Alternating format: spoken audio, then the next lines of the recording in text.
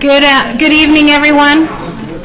I would like to welcome you to the November, sorry, I had to think what month we were in, November Citizen Involvement Council meeting. We meet the first Monday of every month, and we have up to 2 representatives from each of the neighborhood associations. And I noticed that our secretary is not here. Hopefully he's on his way. Do I have someone that could volunteer to take notes or minutes until he does get here? Barbara, thank you. With that, yeah, we'll have Katie do the roll call since she has an active list. Okay. Tony? Linda? Here. Dennis? Here. Amy? Yes. Kathy? Yes. Tom? Present. Joyce? Here. Faith? Here. Rita? Here. Kurt is absent. And Bob? Here. Barbara? Here. Harris? Here. Karen? Present. Bill? Here. Gary? Here. Todd? Here. Brian? Here. Okay. Thank you. We welcome Katie back. We're very, very happy to see her smiling face. We will get right started with our guest speakers. And first up, we have TriMet presentation.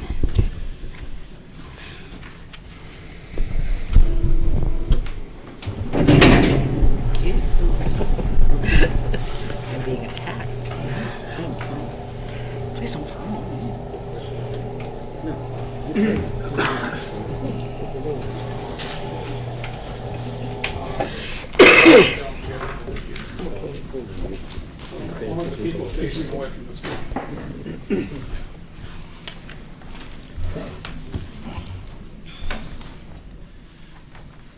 Well, thank you. I'm Carrie Ayers-Palinuk, TriMet Service Planning Manager. This is Coral Agnew from our Outreach Department. So we were here earlier, and we wanted to come back and kind of talk to you about where we are as far as the Portland-Milwaukee Light Rail bus service planning. So this is our update for that. So where we are right now, winter, we started sharing the assumptions. That was last winter, sharing the assumptions that we started with for bus service for the light rail project. And that was that none of the buses that currently come north on McLaughlin would go any further than Milwaukee, that the buses that currently go across the Ross Island Bridge would all go across the new Tillicum Crossing, and that there would be no other changes to bus service other than those. In the spring, we had a draft proposal for what we were going to provide.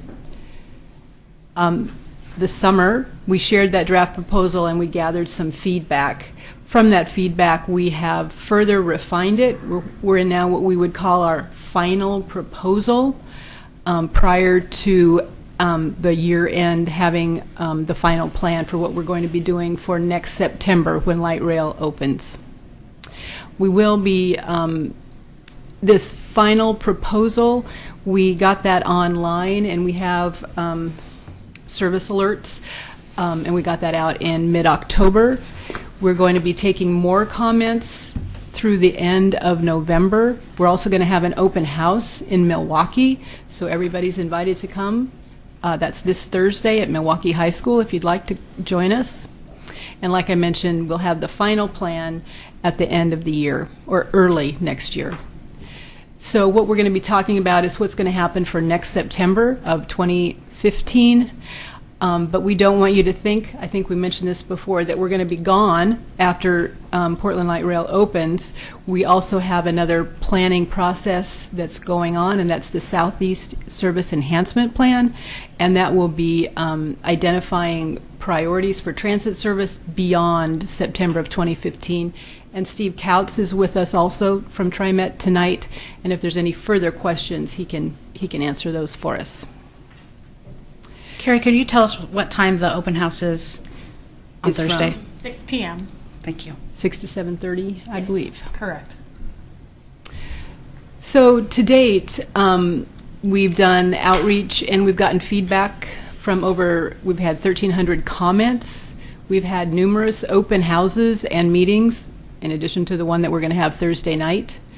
We have delivered this kind of service alert to 4,000 of our passengers who are on board buses, 22,000 emails that we've gotten out, over 70,000 Facebook appearances, mailed out to over 20,000 addresses, and we've also posted bus stops to let people know that we have this plan and we want to have their feedback.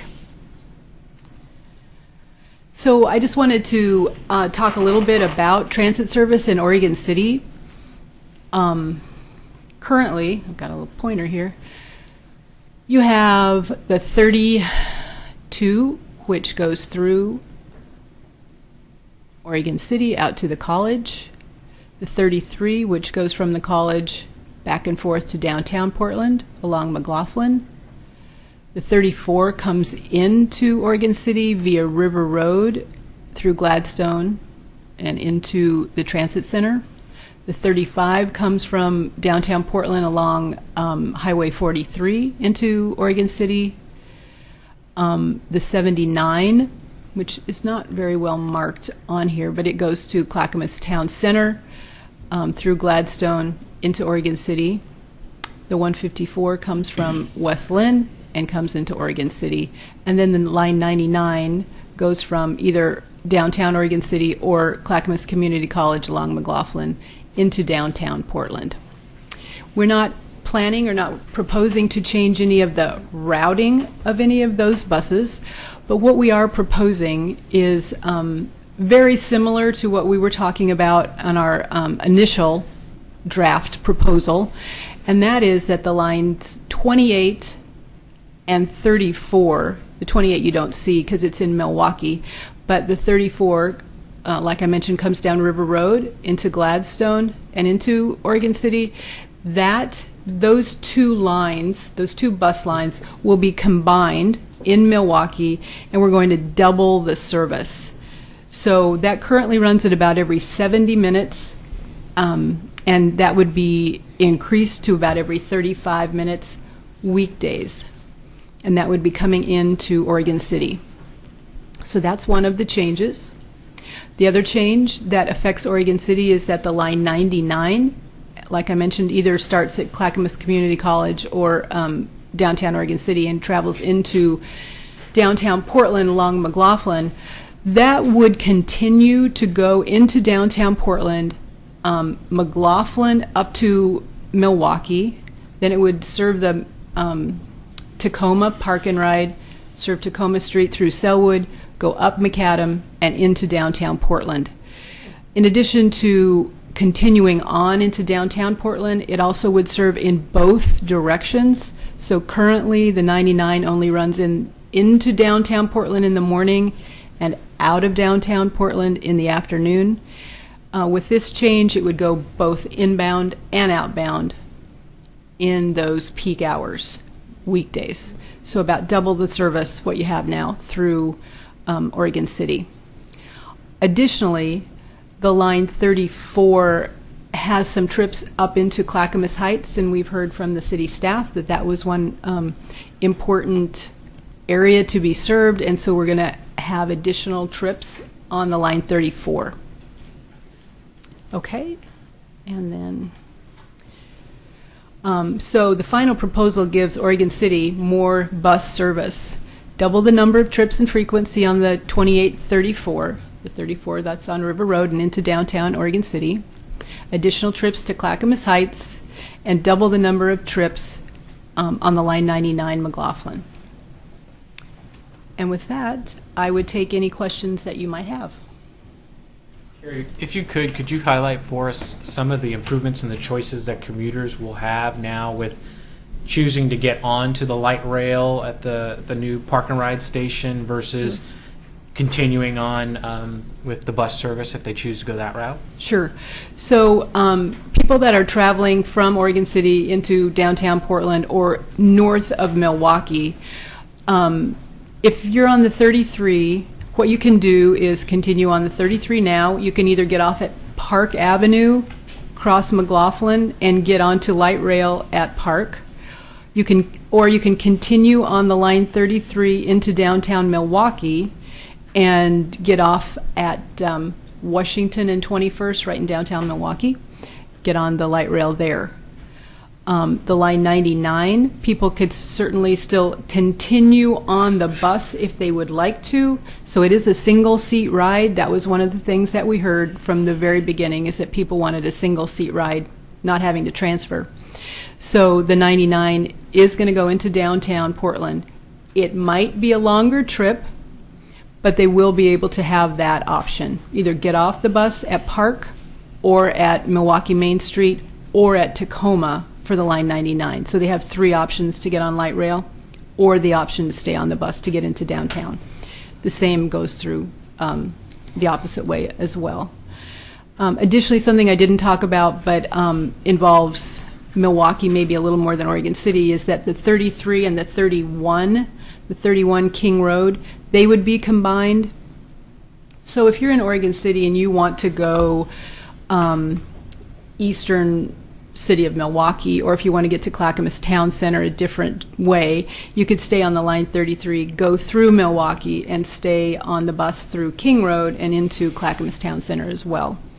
So that's another option. Probably not a commuter into downtown Portland, but that's another change to the proposal that we have. Okay, Karen?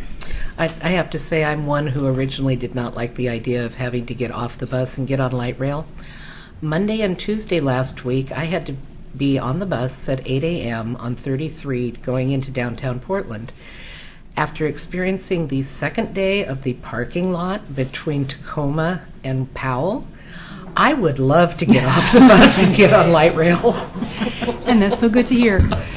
And that is something that I think that that rail will give us, is the reliability of being able to move through traffic, whereas the 33 sometimes does get stuck, particularly in the peak hours. So that's good to hear. Tom? Yes, did I understand correctly that the new 99 was going to leave 99 at Tacoma Station and head across the Selwood Bridge to Macadam and go in Macadam? That's correct. Our first proposal was that it cross the Selwood Bridge and go up Corbett into downtown Portland, but that was a little change that we've made, is that it will go across the Selwood Bridge and then up Macadam. All the way in? All the way into downtown Portland, correct. Kathy? Is that because it's usually full and not really room to pick it? We had people commenting who lived along Corbett that they didn't think that was an appropriate street for the express. And in all reality, Macadam is going to probably move faster than Corbett would, and so it just seemed like a better fit for the line 99. Well, my other question is, so you're going to have a park and ride by the Elks? On McLaughlin? On McLaughlin? Yes. And is that a free park and ride, or is there a fee? It's a free park and ride. Is it monitored for theft? It'll have CCTV there, as well as You lighting. have what? Closed circuit TV Oh, there. close to it. Yes. But I mean, like, I just saw on TV, somebody was kidnapping somebody in New York or someplace. Closed circuit, all it did was show what was happening. You know, nobody could respond in time to do anything, so are they going to be monitoring it so that they could respond to any activity? Fortunately, our safety security director has already determined what their plan is going to be for our transit police division and what we're doing to start the line off right. And so we're going to be setting up what we're going to look like as far as enforcement goes. And the really unique piece of our transit police division is that we're multi-agency, multi-jurisdictional. So it's really based on location as well.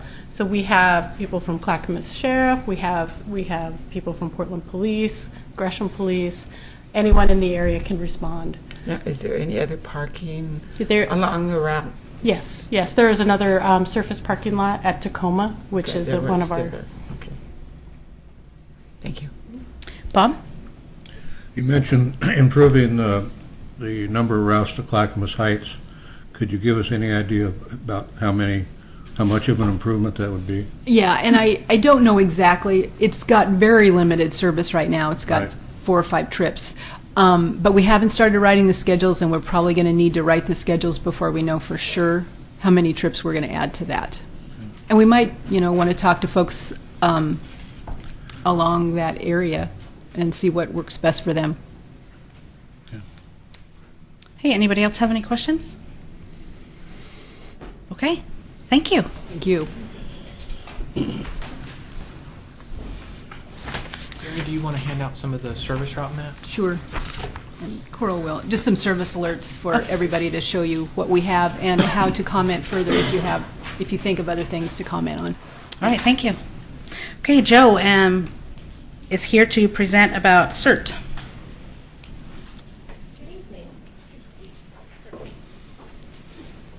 So I feel a little disconcerting that I side and back is going to be to some of you, so I will try to sweep around.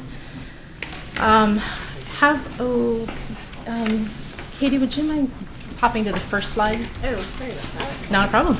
I appreciate your help.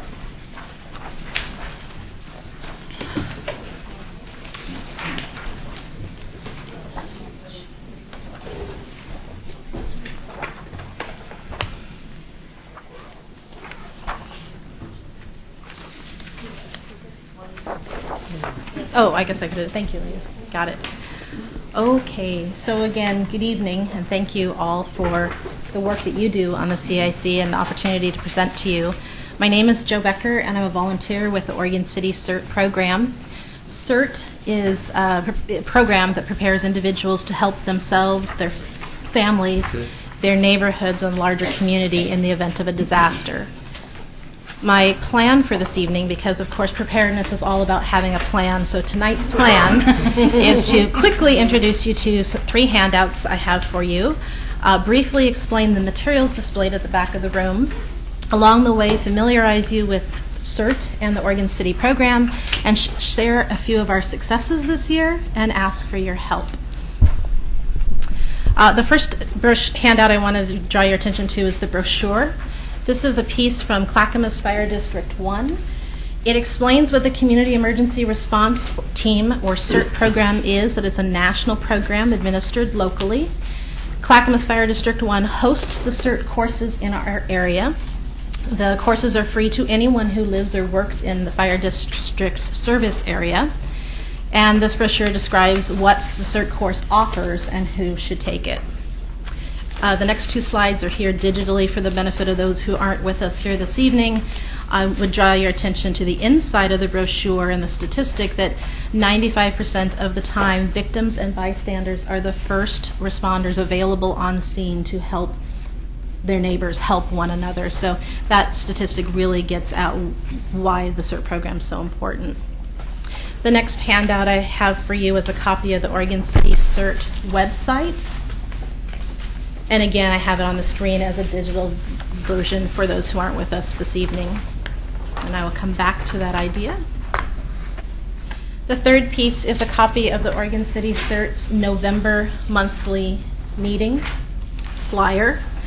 Our Oregon City CERT meetings are free and open to anyone who's interested, whether or not they've been through the CERT course yet or not. Dates, locations, and topics do change from month to month, and we keep that information updated on our website. Again, I'll come. Well, The one with the arch bridge on it? Send them around. Coming this way. Yes. Send it back her way. Send it around. Thank you. Thank you for saying something. All right. So CERT is all about preparedness, and when most people think about preparing, they think about having a kit of essential supplies. There are numerous websites available online that offer suggestions about minimum supply contents you might want in your kits. In truth be told, it's a very personal process and a personally customizing process. In the back of the room, I've brought 3 very small sample kits. On the left side of the table, we have a porta potty, which is an important little thing you don't want to forget about, stacked with supplies. And I pulled a few things out of the top of the carry bucket to show some things you would want to have for your household in terms of food, water, medicines, radio, etc. In the middle, I have a small sample supply for animals. You don't want to forget the furry animals in your life, be it a small animal or large, whatever applies to your household. A way to identify them, their food and water and medicine, toys, etc. A way to contain them, be that a carrier or a cage, or and a way to transport them. Again, be that a little cage, a crate, a trailer, whatever is appropriate for your situation. Third display there is a kit of sorts. It's what we're currently able to provide our CERT graduates as they go through the program: a hard hat, helmet, a multi-purpose tool that you can turn utilities off in the event of an emergency, a highly reflective or highly visible vest, and our CERT t-shirt and some work gloves. We have those compliments again from the fire district and some grant funding we've had in the past. It's not something we will probably have available always, but we'd like to start our graduates off with that much material. So, preparedness is about kits, and there's 3 of them for you. Quickly, our successes just this year. In the last several months, we have created a logo for the Oregon City CERT program, which is on all of our materials here. That's thanks to one of our members and her husband, who is a graphic artist. We have branded wear, t-shirts that are now logoed with the Oregon City CERT program logo, compliments of the city and our school district. And done by a local shop here in town. We have a website tailored to the Oregon City program, and that's thanks to the fire district who hosts and maintains that for us. We have dedicated contact information for the city CERT program. We have a database of hundreds of individuals who have been receiving and are interested in preparedness information. Huge thank you to the city staff who helped us get that project started. We now have a volunteer who's ready to take that data and update it as we go forward. We have a monthly electronic newsletter. Again, that is helpful. We are getting help for that from the fire district, and we're thankful for that. We have hosted 5 continuing education general interest meetings for those in the community. Again, anyone who's interested is able to come, and it is free. All of the meetings have been coordinated by one of our volunteers. We have graduated 6 CERT graduates through the fire district's program from Oregon City. Not sure if that came out right. There we go. We have appointed among our volunteer members a meeting manager, a database manager, a member mentor, a speakers bureau, and a tabling and outreach volunteer. So in the couple minutes you'll let me wrap up here how you can help. Number 1, take a look at the handout that had our website on it. You'll notice on there we have a wish list. In particular, we are still actively recruiting for an engagement coordinator who would receive inquiries from our neighbors, from the community that are interested in preparedness or heard something about CERT but don't really know what it is. Welcome them, answer their questions, determine their level of interest. We're looking for an outreach coordinator to coordinate presence at community events, public affairs, make presentations, etc., manage the calendar of all those activities.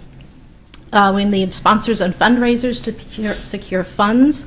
As I was mentioning, the CERT kit on the far right end of the table, we are just about out of those materials. So fundraising and sponsorships would be all the more important. Speakers Bureau volunteers and tabling, we always need more folks that are comfortable being in front of others and talking enthusiastically about preparedness and this program. How you can help too, refer you back to the flyer for the November meeting. Please join us and bring a friend. More bodies, the better. And 3, please refer folks and please visit yourself our website to learn more about the CERT program, subscribe to our newsletter, check out upcoming CERT course dates, and get details on our monthly meetings. And if you can correct me if I'm wrong, but my understanding of this body, I'm thinking, I know maybe not each of you individually, but this body has had presentations about CERT before, so I imagine you're vaguely familiar about what it is. And it seems to me the CERT goes hand in hand with some of your aims: community involvement, providing leadership, developing community leaders, training and educating the community, representing the community's interests and concerns, providing resources, and protecting quality of life. So I think this is a great opportunity for us and you to partner, and I hope to see you at the November meeting, if nothing else. Questions? Okay. Oh, thank you. I can't see. Thank you. Barbara had her hand up. It's on 13th. this flyer. Well, I've got one left, and I'll give it to you as I get up. You're very welcome. Yes, sir. So, Public Works asked to bring this to your committee.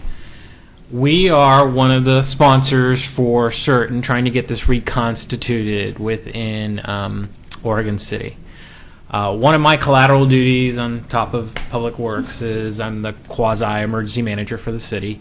And one of our initiatives is to get this CERT program back up and running. And I'm speaking to you from firsthand experience.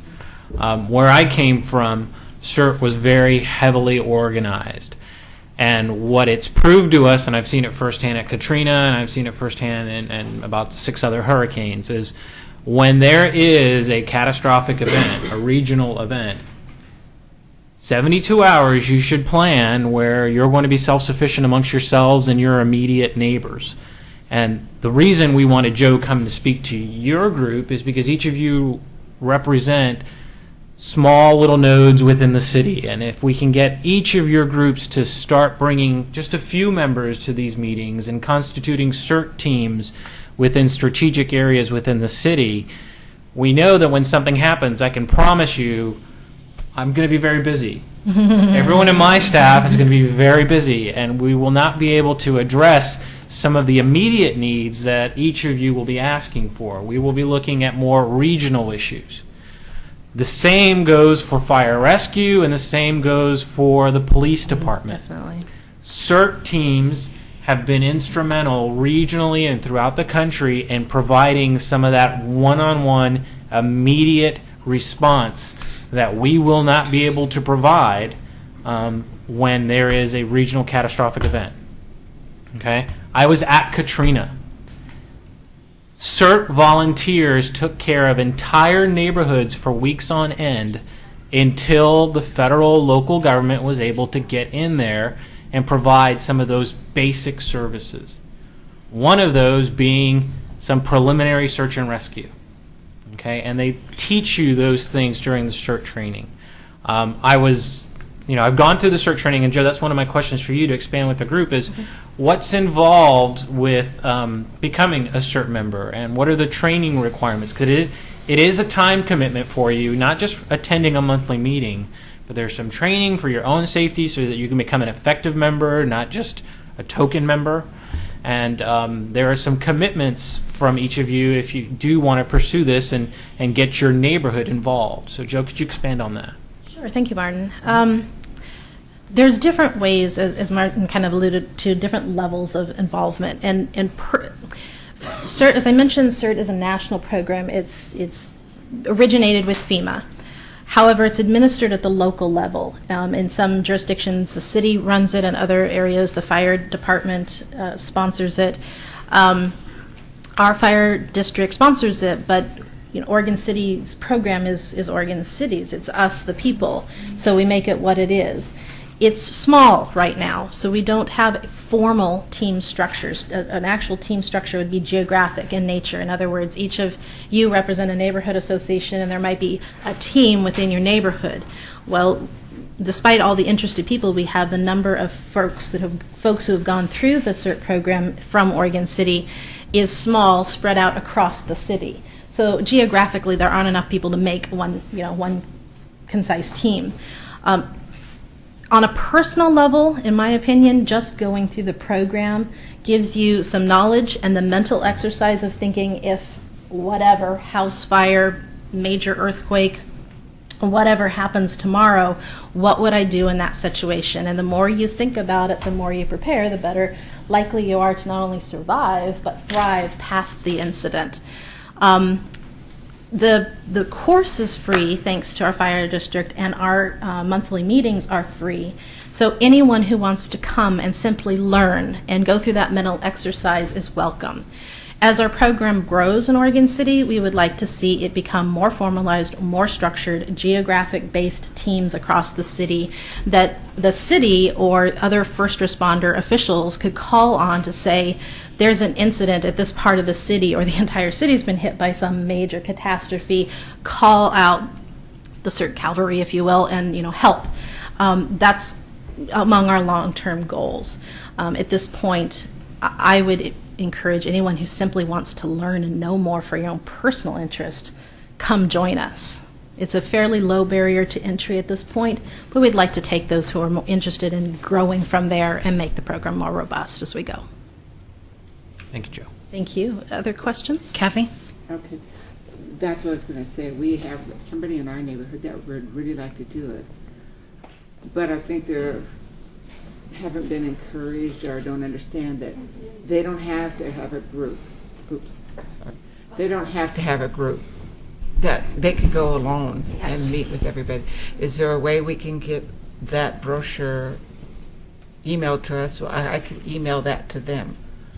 I can have that brochure placed onto our rotator on the front page of the city website first thing tomorrow and morning. all of this is available on the Oregon City CERT page. So if my last ask was for you guys to visit and send people to this address. You can download the brochure, download the latest month's meeting flyer. So if you remember nothing else, jot down this It website would be address. important, like this person would like to come, and there might be someone 4 blocks down the road, but at least they're within the vicinity, and the more that came, even if there's one in every neighborhood, it's the start of. I love small beginnings. I think that's wonderful. Yeah. Tom? Yes, Joe, you had indicated that in addition to Clackamas County Fire District 1, that the Oregon City School District was partnering with you. Do you have any idea what they're doing relative to elementary schools? Because I have one within a block of my home, and that is a major concern for me in terms of pursuing this whole endeavor. Well, let me back up a step. So the city and the city school district helped sponsor logoing of our T-shirts. Okay. We got one on display there. So we really appreciate that helping us brand and build a little bit of sense of community. Beyond that, we haven't partnered very much yet, but I hope to see more come. I would not presume to speak for the school district. I would take an aside and say in November, of our speakers, we're going to hear from Martin representing the city in terms of what the city does and thinks and wants us as citizens to know about preparedness from their perspective, and from the police department. And it's on my short list to invite the school district to one of these meetings as a presenter down the road. We just, there's one a month. We haven't gotten there yet. So I'm sorry to put you on pause. I wouldn't want to speak for them. I just want to. I've met with them. It has been a concern with us in our neighborhood for 2 years. Certainly. And They we do are have really plans. concerned. I know that they're reviewing and revising, but to say more than that would probably overstep my Okay, thank you. knowledge and boundaries. And Kathy? Well, on that same subject are they doing things and sending things home with the school children so that they can give it to their parents and talk to them about it? I couldn't speak to that definitively. Because then it would maybe encourage them, say, Mom, Dad, I don't want to run out of water. Let's get some water jugs going. The school district has a new operations manager. His name is Wes Rogers. Oh, is he? Oh. Speak of the devil. And those might be some questions that you would pose to him. I don't think we should put anyone on the spot now, but it might be something that you could request them to come. Excellent. And I'm sure you could go in and talk to the principal and see if that's something that you could help. Your neighborhood association could help get those out to the kids. And the school district might want to come here. Present here at some point, if you're interested. Linda? So you have monthly meetings. Where are they located and at what time are they? As I mentioned, the location and times and topics change, so watch our website. Okay. They have been in the evening during the week so far. At this point, we're trying to make sure our regular cadre of volunteers who've been coming can make it. We'd like to see more people, and we're hoping to systematize it so it's easy for everyone to remember. It's the whatever part of the month. But at this point, it moves around, so you want to just watch for the latest information, subscribe to our newsletter, etc. We're talking next year about expanding to have not only kind of a lecture format, but a second meeting a month where we would do more of a drill, more of a hands-on exercise. Haven't gotten there yet. Need a volunteer who's willing to take that on, and we need to look at that scheduling, the logistics for that schedule as well. So, short answer, it depends. Okay. But thank you for asking. Any other questions for Joe? Oh, Martin. I just have one other thing, and you've heard Joe mention this several times during her discussion. They need volunteers. The big thing with CERT, and I'm not being facetious, but the big thing with CERT is the entire program is community driven. Traditionally, local governments, local response agencies, we're here to provide some collateral support. Okay, we provide some financial support for Joe and for the CERT program. I come and speak to them. We provide them some logistical support, things that we can do when we're not, faced with some sort of tragedy. But it is all community driven, and that's done purposefully, so that when something does happen, I don't have to worry about, and I need to get these CERT volunteers out here. I call Joe and I say, Joe, do you have some CERT volunteers in this area that could help this community with X, Y, or Z? And then the first responders can focus on the actual incident. So please, take that to heart. We need volunteers to really get this program up and running. It will be an incredible resource for the community as a whole if we can get a strong CERT program in Oregon City. And ideally, a program that supports the city administrators and our first responders as they help us. And again, I went through it very quickly in the interest of time, but take a look in your presentation of the ways to help. The wish list, these are bodies. I'm asking for people. Are any of you interested? Do any of your neighborhood association members have these skill sets and might be interested in the topic? Come to our meetings, sign up for our newsletter so you know when the next is and what the topic and location is, and then just referring folks to our website. Other questions? Quickly, you don't have to be CERT trained with that 25 hours Correct. of training in order to be one of them. You don't need to go through the entire training to be one of those volunteers.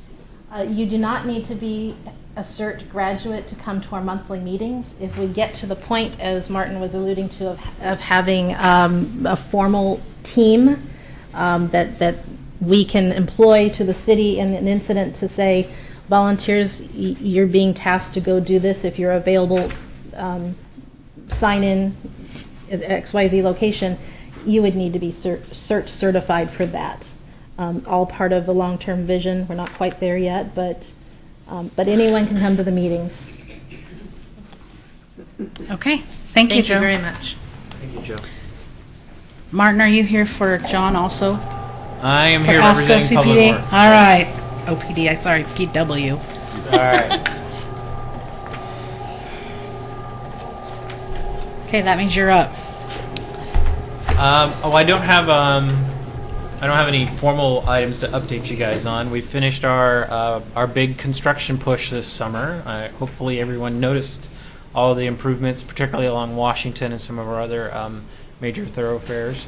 That was the only big thing that I wanted to kind of advise everyone on. We do have some rate changes that are taking effect with the sanitary sewer plan, and we're looking at some improvements with our pavement maintenance utility fee and how we applicate that.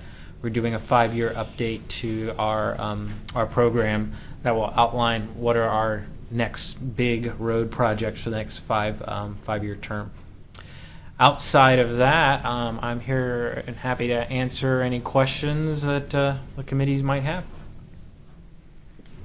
Joyce?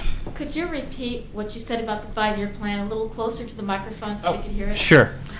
So one of the requirements under the ordinance for the pavement maintenance utility fee is that every 5 years we have to review the fee, make sure how it's being utilized. We prepare a 5-year update report, and then we have to plan out for the next 5 years. We have a 5-year roadmap that says we're going to work on these roads, and they're going to be hit on these particular years. The roadmap shifts periodically based on scheduling, logistics, other real-world criteria that we have to take into effect when we apply it every year. So there are projects that might have been delayed, projects that got pushed off the list, and new road conditions that have developed since that last 5-year analysis. So we're in the process of doing an update to that, and that should be finished just after the new year starts, and it'll give you a reprioritized list of roads that we'll be working on for the next 5 years using your pavement maintenance utility fee. Thank you. Mm-hmm. Any other questions for Martin? That fee ends this year as far as the bumps? The incremental increase? Yes. I'm not sure on that. I hate to give you the wrong answer. Let me look into that and give you a response. I know there are worked-in inflationary adjustments, which I believe those continue on, but in terms of the actual incremental increases above inflation, I believe those are done. The increments I understood were for a 5-year period. And you were to reach where it should be. Yeah, by the end I of the believe those are done. We have one more year because we're actually in year 4 right now. I'm planning for year 5. Okay. So I believe there's one more, and then after that, any changes really will be inflationary increases. But I can verify that for you. Anybody else? Okay, thank you, Martin. Thank you. Amber, you have Chamber of Commerce update for us?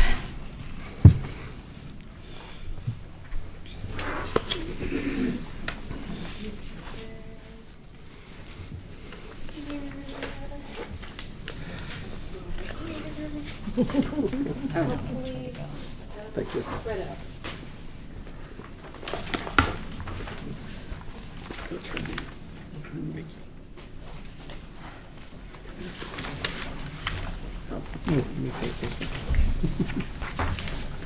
Extra.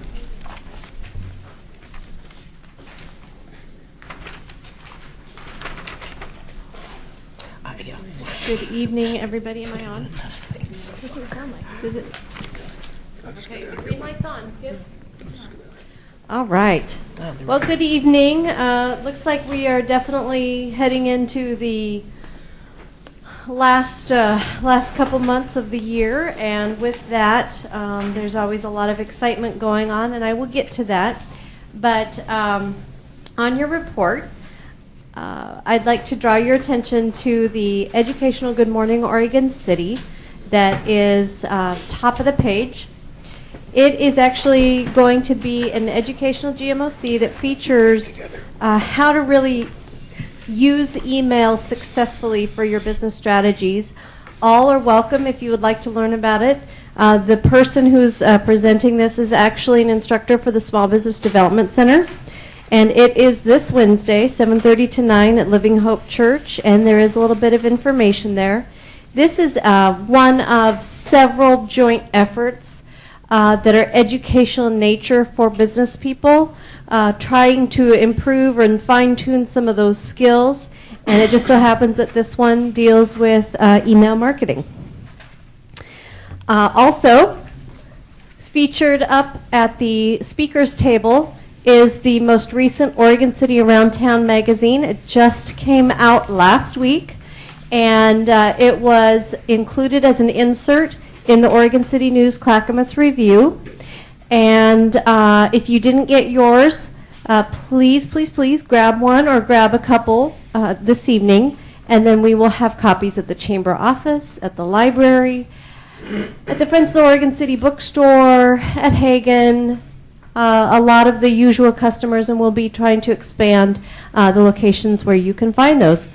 And what's really, I think, pretty cool is there's actually a feature in this particular issue about CERT and emergency preparedness. So it was a great connection piece this evening to have that mentioned as well. Let's see.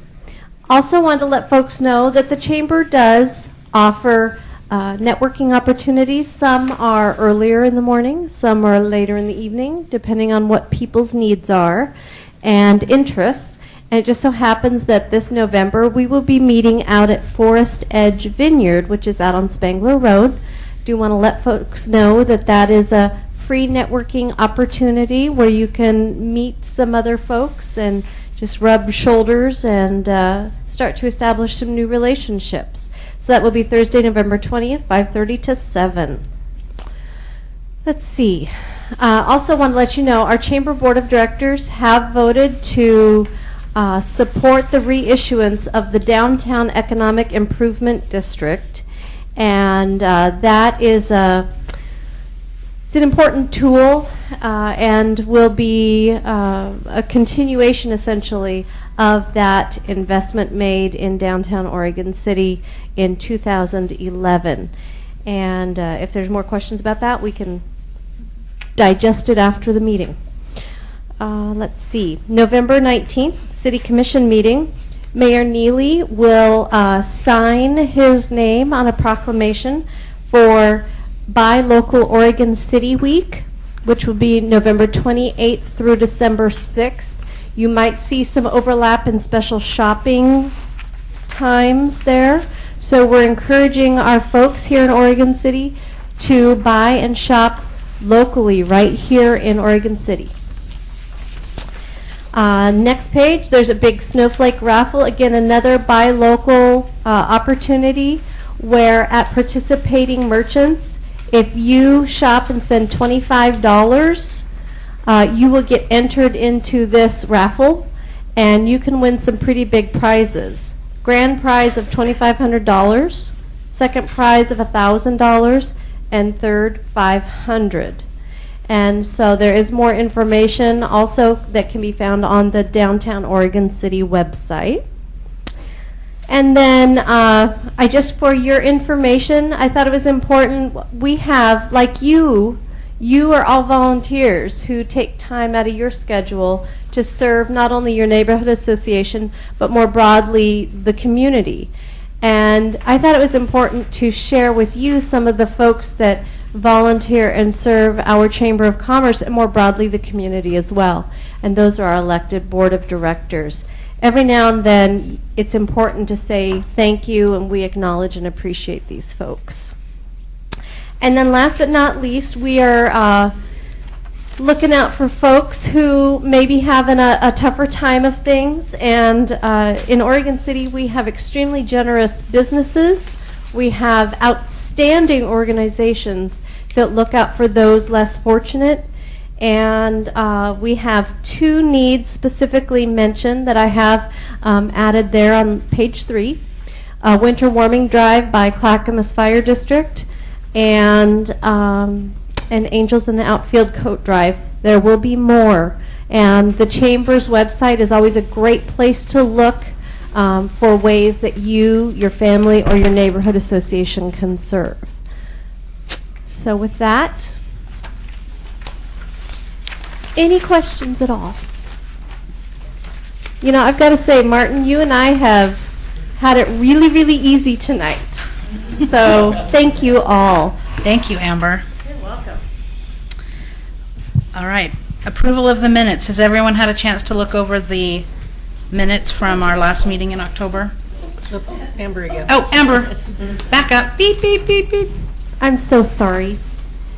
If you have a pen or pencil, please make a note that there is a special effort going on kind of behind the scenes, even though this is public, to acknowledge Mayor Neely for his years of service on the City Commission.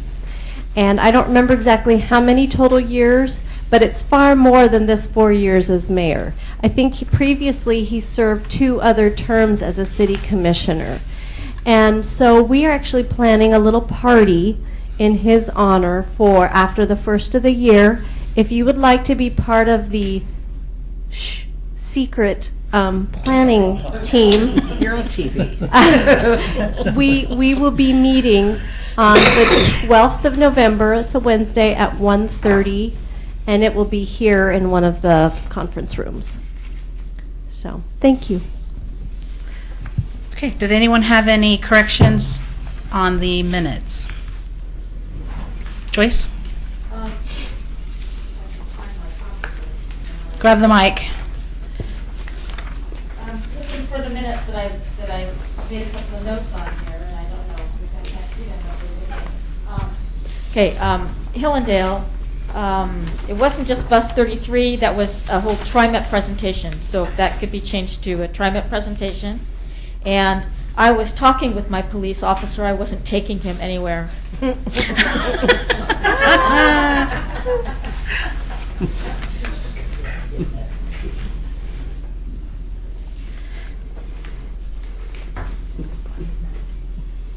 Oh, and one other question. Under Section 6, under the Grievance Committee update, and it says a recommendation in the report, where are copies of that report available? It's referred to, but there were no copies submitted to us. So where could that report Tom, be found? It was distributed at the meeting. The report was distributed with the addendum attached to it.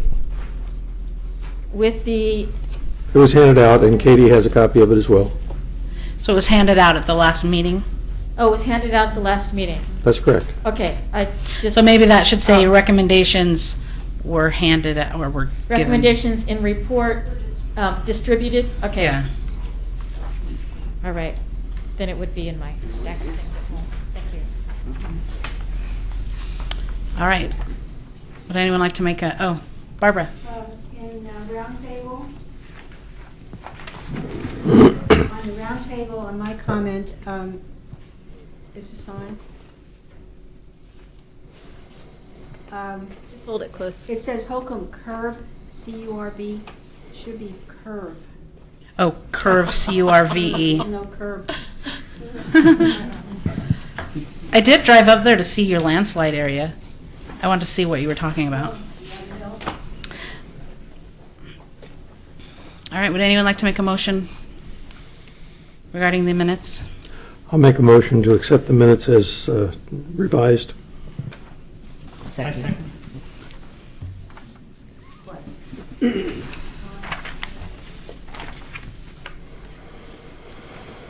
Okay, so I'm going to go with Tom O'Brien made the motion and Todd seconded the motion. And are you ready for the roll call? Yes, please. Okay, Tony? Aye. Linda? Aye. Dennis? Aye. Amy? Aye. Kathy? Abstain. Tom? Aye. Joyce? Aye. Faith? Aye. Rita? Aye.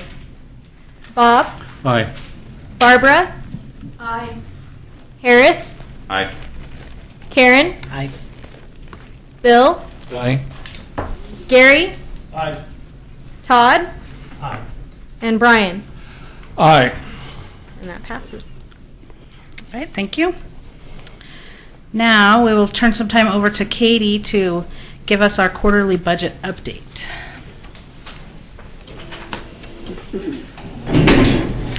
Sorry, it's jump. getting louder. Starter on that thing. I know. It's a WD-40 somewhere, maybe. It's going to fall down one of these days. It's getting louder and louder.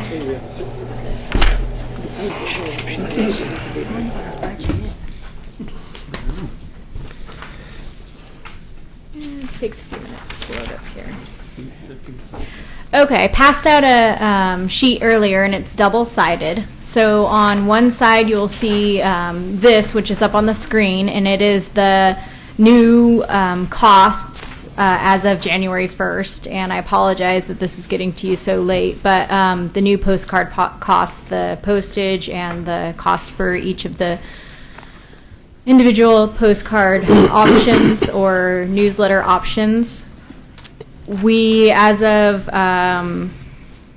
June 30th, our contract was up with Buell's, and we had gone out for bid again. Buell's ended up winning the bid the second time around as well. So this is just for a 1-year contract this year because at the time that we had went out for the contract last year, we had not decided on the biennial budget yet, and we have now since gone to that. So this next year when we go out for a contract, it'll probably be for a 2-year contract so that it matches up with the biennial budget. But this year we didn't do that yet. So we have just a 1-year contract right now with them. These are the rates that are under that contract at the very top, and then I've kind of broke them out based upon how many residents in your neighborhood. You could see what the cost would be for each of the different postcard types. So a fourth of a postcard, or a fourth of a sheet postcard size, a half sheet, the single sheet newsletter, that's the 8.5 by 11 or the 11 by 17, and then excuse me, you can get it on color or white, and then you can get it with insert or not, and those are the options. Is there any questions on that? Go ahead, Brian. Yeah. Let me turn that on. What is the situation with carry forward? Is that automatic every year, or what is the story? What do you mean, what's the situation with that? that? That's the other sheet. Do we want to move on to that one, the back side? Yeah, that's on the back side. Yeah, I can move on to that one. Sure. So on the back side is the total expenses for the year on each of your neighborhood associations. The carryover item, which he's talking about, is because we had a biennial budget this year. I break out our spreadsheet by year because it's easier for me to keep track of your amounts that you have and then the expenses that you expend. And so the carryover was from basically July 1st of 2013 through June 30th of 2014. And that's what you had left over from that year worth of money. Does that make sense? And then this spreadsheet that you're looking at is for July 1st of 2014 through June 30th of 2015. And at the end of June, this goes away. There's no carryover to next year. Okay, yeah, that's what I wanted to know. Right. So. It's not always a carryover. It's just this year because of the biennial budget. And next year I might do it as a 2-year spreadsheet, so it won't have a carryover. I'm not sure yet how we're going to do it. It just was easier for me to keep it as a 1 year and to keep track of all of your expenses. And the number at the bottom of the column is what we have remaining as of today. Yes. With the exception of there are a couple people who just went out for postcards, McLaughlin, Kenema, and Rivercrest, I think, or maybe you haven't sent in yet, but I don't have those in there. And then there's a little bit of discussion that we're still working on with Gaffney Lane. Their last postcard didn't get out until after their meeting, and that was we're trying to determine exactly where that went wrong, but we think it was with the Postal Service, but we're not sure. We're still trying to track that down and try to figure that out. And then with, I think it was Tower Vista, we had to the city got it in time, but my understanding was, I wasn't here, so I apologize for any confusion this might cause and any confusion that there was during that time. But my understanding was that it didn't go out in an efficient amount of time on the city's we got the information, but we didn't send it out to Buell's Printing in time, so we ended up having to pay for first class to get that sent out, and so that first class amount is the $299.70 right there. Where is that first class amount? Under the cushion. Oh, okay, under cushion. Thank you. Yes. Okay, questions? Faith? Can you use the mic, please? Microphone. Can you use the mic? Sorry. So when I add this up, it looks like we'll end up with, like, if we just do a half postcard with like $900 left over, and so we just lose that? Yeah. If we don't So- use it? Well, Use it. let's think about this for a minute. I think if I remember correctly, a while back, we decided to try something kind of different with the way we were doing our allotted amounts. And if towards the end of the fiscal year, which would be June 30th of 2015, if there's still some money left over, maybe in Hillendale's allotted amount, but maybe McLaughlin needed to send out another postcard and doesn't have enough money in their allotted amount, that they might be able to use the remaining amount in your column. And so, yes, you may have $600 or $900 left over, but McLaughlin may be $600 or $900 under or short. But I mean, it's an opportunity to look and see, hey, do we want some signage? Do we, are there some other things that you could... Do we want to do a newsletter this month? Or One thing I learned, because ours went out late, a lot of people rely on that postcard. And so I got multiple phone calls of people who received their card the day after our meeting. And so I've been asking them, hey, would you be interested in, come January, I send out a save the date card that lists, even though we always know what months it is, I said, would you keep that or would you throw it away? And my response so far has been pretty good. Hey, I'd just tack it to my calendar and that would help me remember too. So that's something that we're considering in Gaffney Lane, for example. So what does that mean, save it? So you Like send I it would just out send for out a year? save the date, and it would list our 4 meetings for the year. Like you get them sometimes for a wedding for a year out, and it says save the date. Yeah, just so that it's another physical reminder for people. It's something we're toying with in Gaffney Lane. That's our budget. We would have one to do that. Hey, anybody else have questions about this budget? I had a question. Bob? Is there any documentation about what we could use these monies for? I know that it's always just traditionally been notification for neighbors of meetings, and we've also used it for signage. But I've never seen anything in writing that tells us exactly what we can or cannot use it for. Sure. I would probably have to look back at the agreements that the city has with each individual neighborhood association to see what's specifically written in there.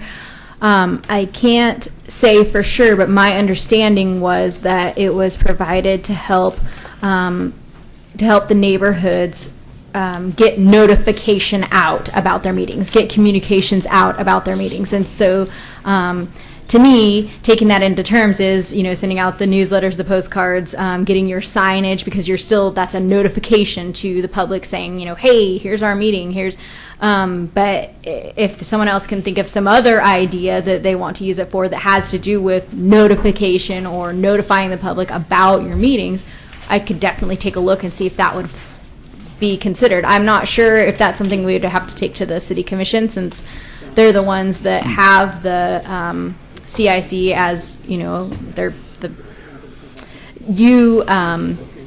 instrumentality of the city. Right, but you exist at the pleasure of the city commission, and so they are the ones that come to the budget committee and say, we want to allot the this $25,500 in the budget for the citizen involvement and neighborhood associations. Unless it's specifically spelled out in those agreements what that money is used for, I'm not sure.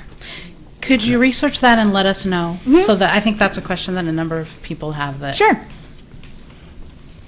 That would help clear up. Was there something specific that someone wants to use it for and they're not able to, or did this is just curious? I'd just like to see specifically what it says.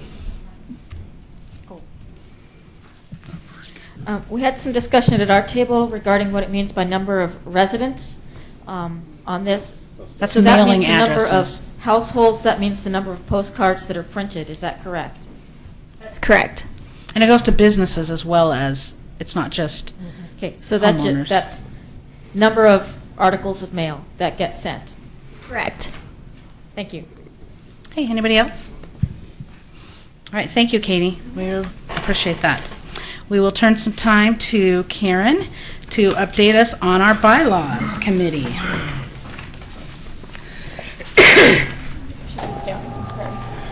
Okay, the proposed draft is coming around to you after a much longer meeting than we originally thought we were going to have. We did a complete review of the bylaws, found some areas where we felt that needed some clarification, some areas where it needed some simplification. One of the things that we're clarifying, there was kind of a blanket statement that said that the CIC functions as an advisory board. If you look on the city website and some of the original materials for CIC and the neighborhood associations, CIC functions in an advisory capacity for statewide planning goal 1. So the CIC's voice is sought in the case of a comprehensive plan, a master plan, something like that. That language has now been clarified in our bylaws.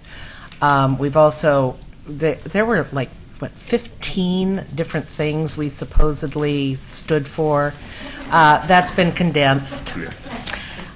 We've also clarified it. We realized there was a little humor in the fact that we were excusing people's absences, but we didn't give them any credit for missing meetings with an excused absence. So the language will now be that you are no longer considered an official representative of your neighborhood association if you have 2 unexcused absences. So remember to call in sick if these are eventually approved. We also cleaned up some of the language. Having worked with the grievance committee, we realized that there were some gaps in how the grievance committee was formed and functions. That's been cleaned up. And I don't, Linda, Amy, anything else major? One of the things that we wanted to do, there's been some concern about the roles between the secretary and the CIC liaison. And as time has gone on and we're trying to help the city out, we love having Katie here and we don't want that to go away. So we did, as you read through here, you'll notice that we did change some of the things that we had been asking Katie to do, and we proposed that the secretary do that.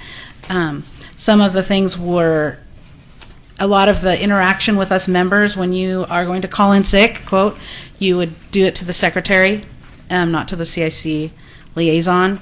If you had something that correspondence. Yeah, any correspondence that came for the CIC would go to the secretary, and then the secretary would bring it to the next meeting and share with us members what we've received.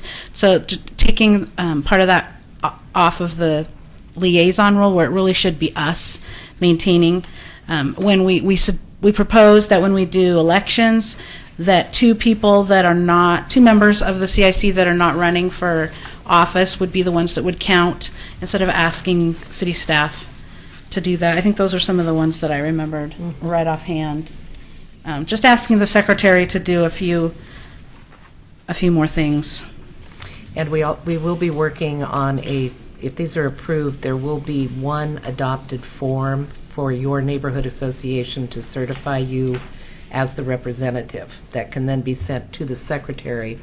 The secretary will be maintaining the list of representatives and then providing Katie with a copy of it.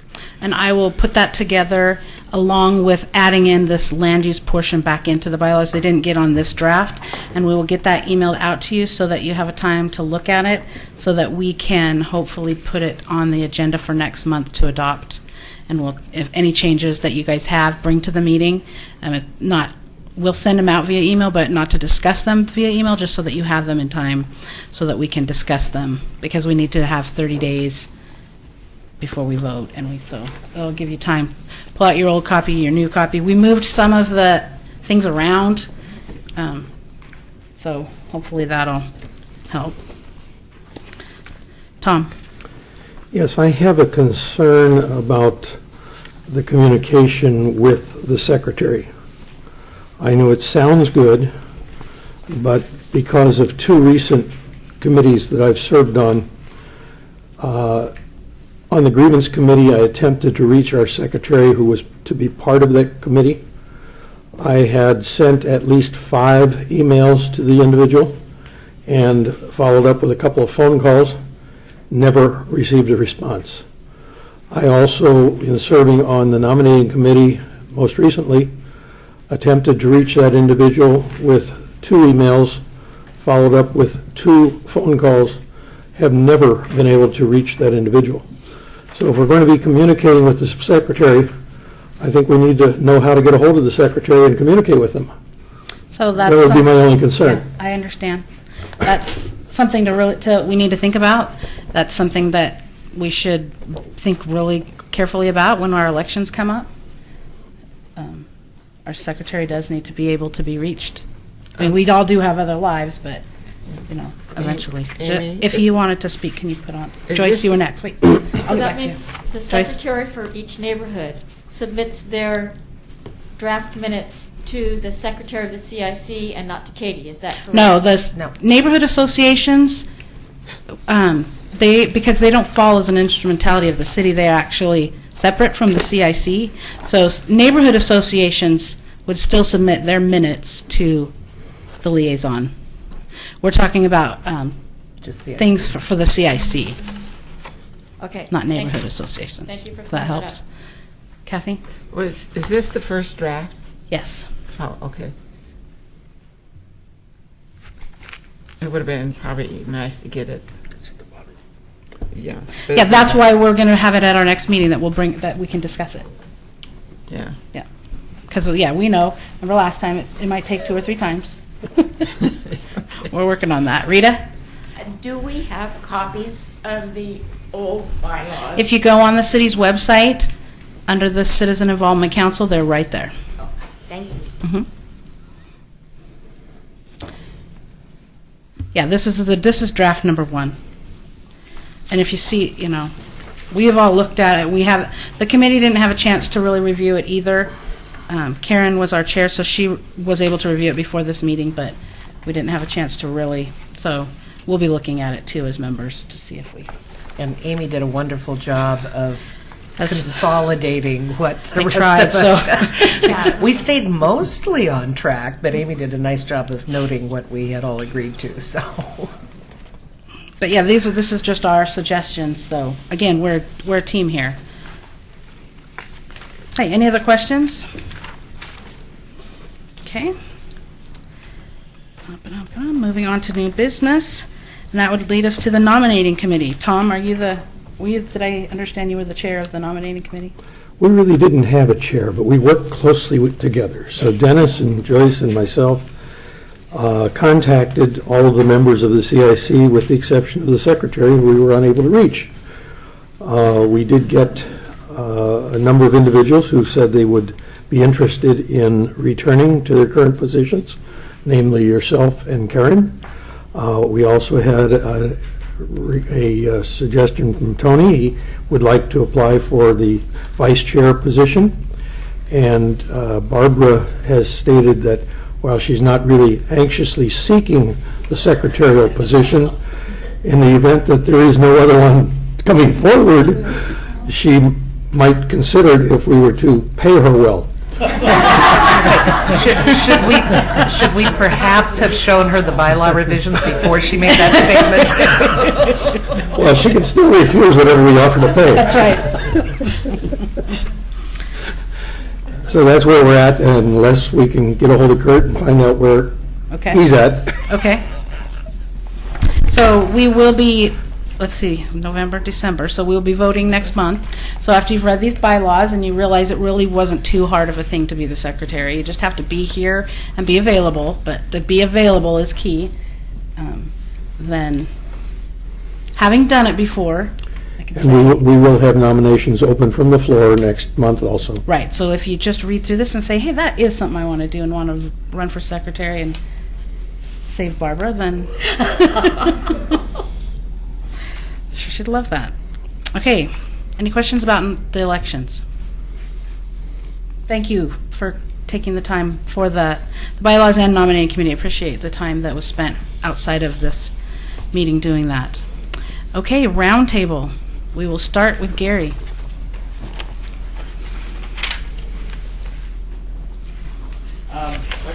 Can you hand him the mic, Tony? Oh. I will defer to Bill. We might have a round robin. That was even easier. Well, we don't have a whole lot to report. We don't have another meeting until January. But one thing that I am excited to tell everybody is that we created our own South End Neighborhood Association Facebook page. Hey! And it is active, and you're welcome to friend us at any time. But it's quite the exciting little thing. So it's a brand new toy that we're still trying to learn how to play with. Great. Tony? We had a neighborhood meeting. Middle of this month on the 14th, and it went well at the new location, St. John's Apostle Cemetery, up the street of Malala, and everything went well with that. We had a few presentations from the library board, some people running for some political positions in the city. They showed up as well, and so far so good. Right now, we're just taking some pictures of the START program and what's going on and putting it up on the Facebook page. So the Facebook page has been very responsive. People have been responding to that a lot with what's going on around. Anybody that has concerns, they always just come up there and try to discuss it with the neighbors. So far, it's been getting a lot of traction. Did you have a good turnout at your meeting? Yeah, it was all right. Yeah, it was better than the last one, but yeah, a lot of Okay. people actually like this location better than the previous one. So, yeah. Great. Okay, Barbara? Let's see, we had our general meeting about 2 weeks ago, and Bob and Steve Van Haverbeek, Bob LaSalle, had revised our bylaws using the pattern that the example that everybody has to use, and it was adopted unanimously by the people that were there. There were about 20 people there, and we had 8 prizes. And if I forgot anything, Bob will tell you. All right, Linda? We're having our meeting on the 20th, and I'm invite people to come. We're having Scott Burns as a guest speaker. He's kind of the rock star of geologists, and we're really excited to have him come and speak to us. And that will be on the 20th at the South End Fire Station at 7 o'clock. Ditto. Why, thank you, Dennis. Brian? Yeah, we had a meeting last October and had Chris Wadsworth speaking on Neighborhood Watch. And we're going to have Greg Ramirez, the Clackamas County Emergency Manager, speaking at our next meeting in January. We did adopt new rewritten bylaws, I should say, not brand new, but rewritten at the meeting too. So that's accomplished for us again. We decided it needed improvement, so we did it. Great. Okay. Kathy? I'm going to let Tom do that, but I'm going to do my plug for Phyllis Stocking. Yes, Phyllis Stocking for the Heart. We have December 4th at Abernathy Center. We have the Taste again. We have 10 restaurants, and Diana has gotten a lot of nice raffle and auction items, and it's working out to be a fun thing. We've already started our look for our not the private sites, but the public site. Library. There's one out here. Yeah, There's one in the lobby. that's mine. I do the 4. I pick 4. I do the library, Singer Hill, and the City Hall. So, and then Clackamas, at the bank, call it Clackamas Federal Credit Union. So, but I don't belong there other than our neighborhood association money is there, so I do that too. So we probably have about 3,300 we're going to do. We do the hats, gloves, socks, toothpaste, toothbrush, hygiene products and we do toys for kids, teens, men, please. They really need, they're hard to do it. Women, we can't. And to let you know, we have one lady in my neighborhood that is making 500 pillowcases. She has already done 300. She said she was doing 10 a week. So she made 500, and we put those in for children, adults, seniors, foster care children, and you know what? They like them. That's theirs if they get moved. And we have, I don't know how many ladies that are knitting scarves, hats, and we give them washcloths, soap, towels, blankets. We're right now filling Clackamas Service Center for the homeless and out-of-work people on 82nd and Johnson Creek there, and so 3,000 is a lot, 300. So come support us. Okay. Tom? Yes, I wanted to report on our meeting as well as a couple of other things. A while back, I believe it was 2 months ago, Denise McGriff came before the CIC, talked to us about the opportunity that she was going to bring forward to discuss land use planning, and she's put together some times and effort to pull that off. I wanted to invite all of you to either contact Denise or myself. The first meeting of that group will be held on Monday, November 17th, and that will be at Fire Station 17 on South End Road. My memory escapes me as to the start time, but I believe it was 7 o'clock. If you're interested in attending that and participating, it's to give us a better understanding of what the land use needs and rules and how to work within the system effectively for land use planning. Secondly, the park for the Filbert Run Park, the third planning meeting will be on Tuesday, November 18th, and that will be at the Pioneer Center. Again, I believe that starts at 7 p.m., maybe Joyce. 6:30 to 8. And on the 20th, the Thursday, at the high school, the planning meeting for, the third planning meeting for the Glen Oaks Park will be held at the high school. We had our neighborhood meeting about 3 weeks ago. We also, in the process, we appointed a committee to look at bylaw revisions. It's been some time since ours were revised, and we're going to be using the template that was put together. One of the things that came up in our meeting, and I've been asked to ask you tonight to talk to us about this. I'd like to meet with anyone after the meeting, such as Bill, who is currently using social media, be it Facebook or I understand there's another messaging closed group kind of a facility out there that I believe somebody mentioned a year or so ago. Next door, I use that a lot. Next door. I'd like to talk to anybody who's doing that currently about your successes and how you find it, and if you have a preference, one or the other, or perhaps both. We had some volunteers came forward and were willing to start that up in our neighborhood finally. We also have been trying to get something off the ground for about 2 years now in terms of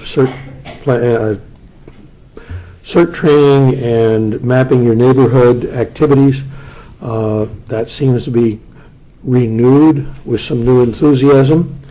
Actually, one of the things that has come on is we had a number of car break-ins in our neighborhood, and fortunately the individuals involved in that were found, but it brought the neighborhood together, as sometimes those kinds of events do. We have now people who are interested in the safety of the neighborhood, the safety of the children.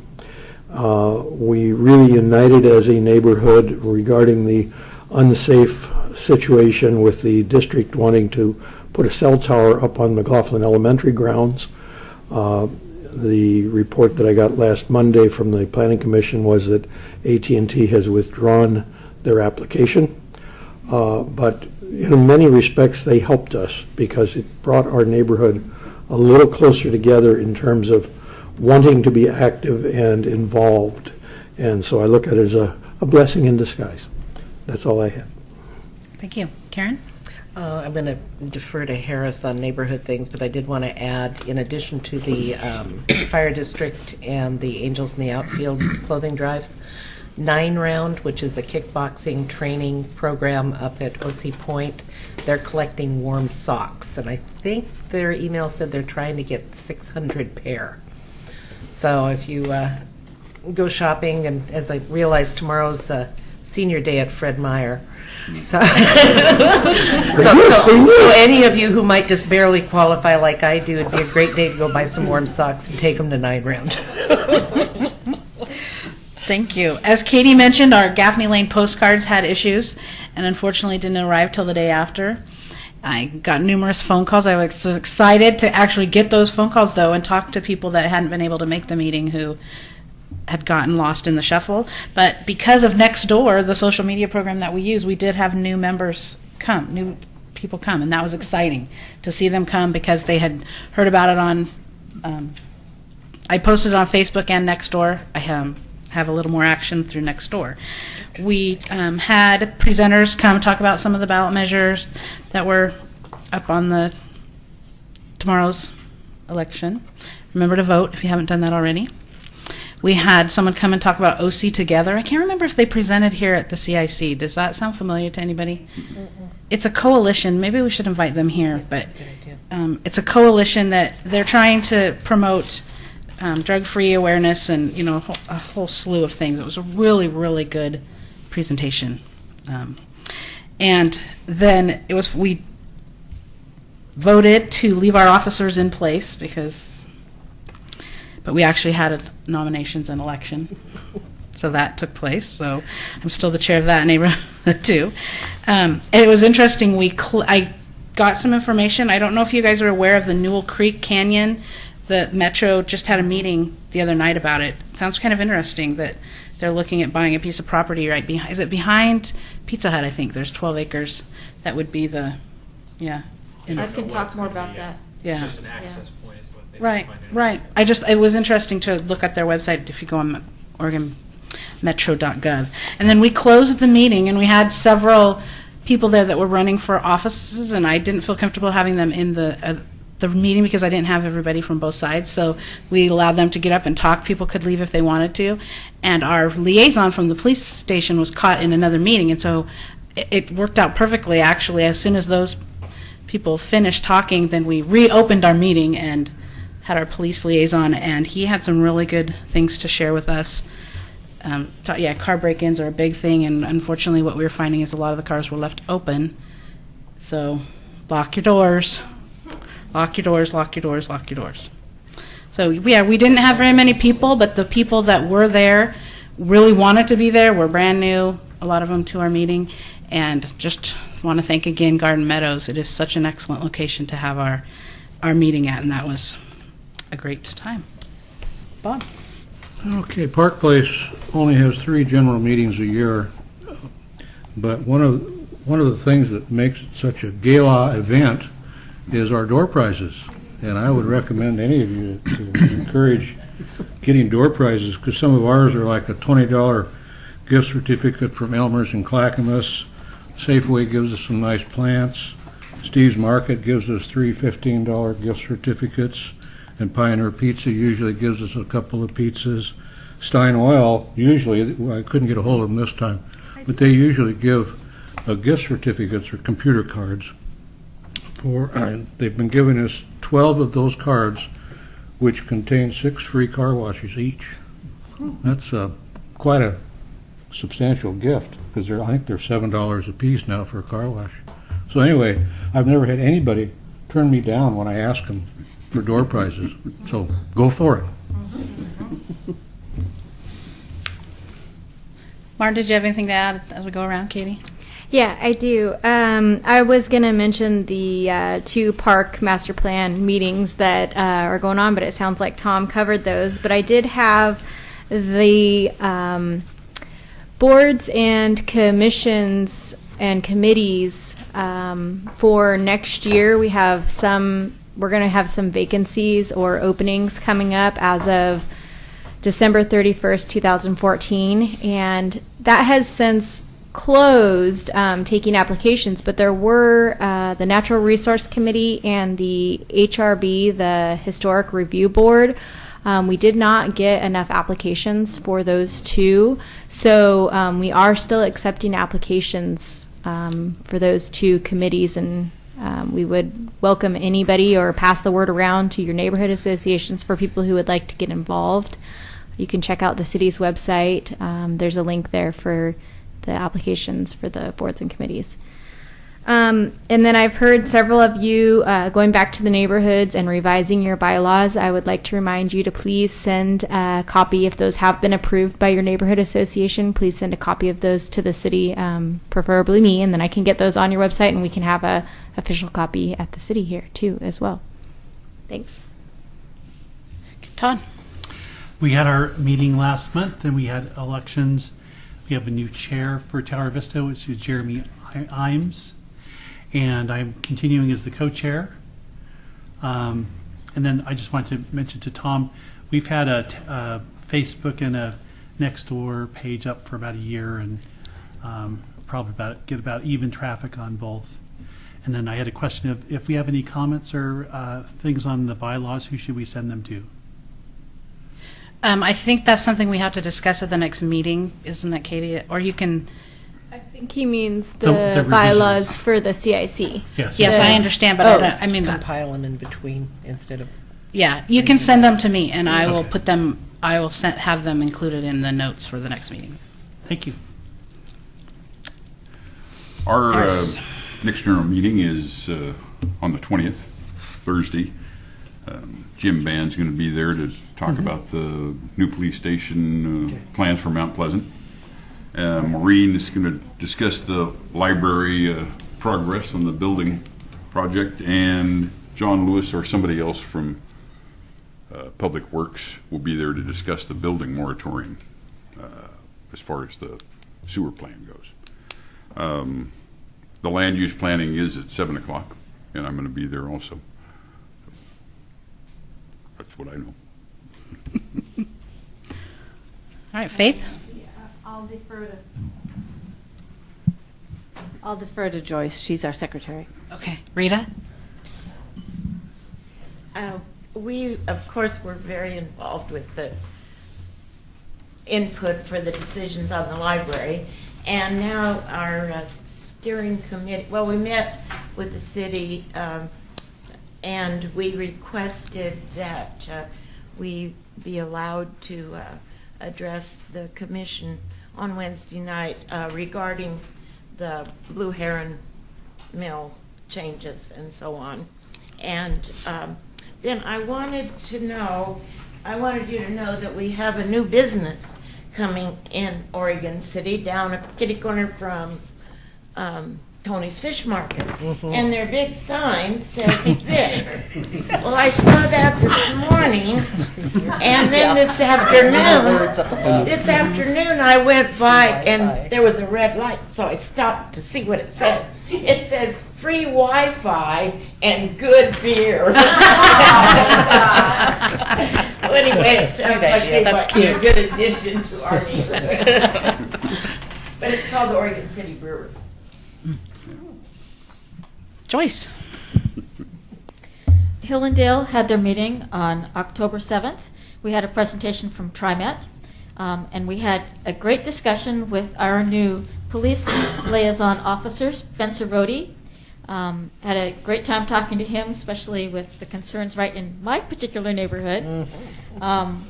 And so it's nice to see the new young guys in our police department, stepping up and taking some of those volunteer positions to come and be the representatives to our neighborhoods. I think Chris Wadsworth does a great job of recruiting those people and helping us out. Again, a reminder, Filbert Run, Thursday, November 18th, 6:30 at the Pioneer Center, and the Glen Oak Park Master Plan, November 20th, 6:30 at the high school. But if you can't make it to those meetings, because there's a ton of stuff going on November 20th, that information is also on the city website. So if you want to see what those two new master parks look like, master plans for the parks look like, you can go to the city website and take a look at the ideas that are there, and you can make comments, send those comments in to Scott Archer. He'll send them on to our architect, and so your comments. We're still looking for input, and of course, once those master plans are done, the parks aren't done until we can find the funding. So if you have any ideas for getting funding for parks, we're always looking for that.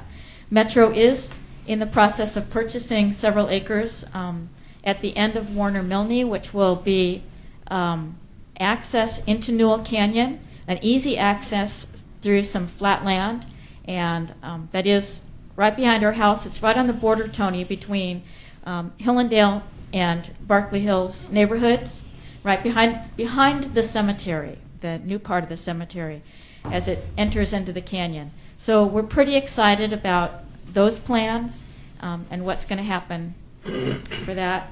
And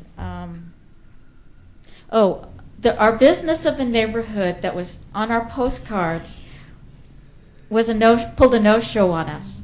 But what was cool at our neighborhood meeting is that there's a brand new business in the Red Soils Business Park, the Bike Concierge, for promoting bicycle tourism in Oregon City and Clackamas County. They happen to be there just because their business is in our neighborhood, and so we featured them. And that's neat. We learned a lot about bicycle tourism, so if you're interested in that, and he'd be happy to come and talk to your neighborhoods also, if you want to find out more about bicycle tourism for Oregon City and Clackamas County. Okay. Amber, did you have anything else? Oregon City Round Town magazines. All right. Did anybody else have anything that they thought of after? All right. We will adjourn at 8:37. Nice job. Anyone